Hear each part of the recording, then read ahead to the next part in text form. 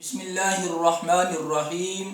अस्सलातु वस्सलामु अलैका या सय्यदी या रसूल अल्लाह व अला आलिका व अस्हाबिका या सय्यदी या हबीबल्लाह।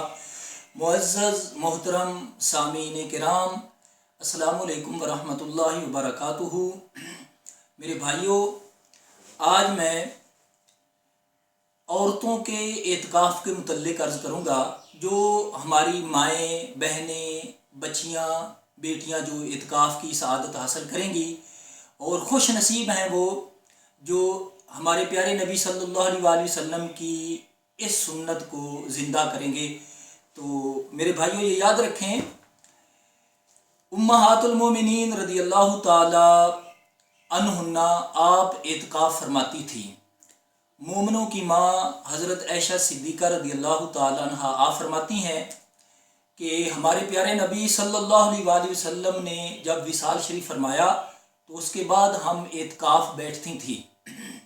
तो जब हुजूर सल्लल्लाहु अलैहि वसल्लम आप हयात ज़हरी में थे तो उस वक्त भी उम्महातुल मोमिनीन एतकाफ़ बैठती थी। तो यहाँ से पता चलता है कि औरतों का एतकाफ़ करना भी हमारे प्यारे नबी सल्लल्लाहु अलैहि वसल्लम की सुन्नत है। तो मैं अपनी माँओं, बहनों और बच्चियों के लिए ये अर्ज़ करना ज़रूरी समझता हूँ कि अगर आप एतकाफ़ करना चाहती हैं तो मस्जिद में तो औरत एतकाफ़ कर नहीं सकती। आपने किस जगह एतकाफ़ करना है?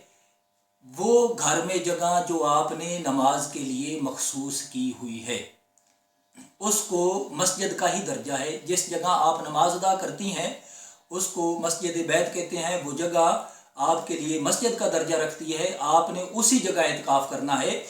जिस तरह बग़ैर शरई उज़र के मर्द मस्जिद से बाहर कदम निकालेगा तो उसका एतकाफ़ टूट जाएगा, इसी तरह ही मेरी बहनें, माएँ और बेटियाँ, अगर आपने बग़ैर शरई उज़र के अपनी उस एतकाफ़ गाह से जिस जगह वो जगह जो आपने मखसूस की है, अगर कदम बाहर निकाला तो आपका एतकाफ़ भी फासिद हो जाएगा।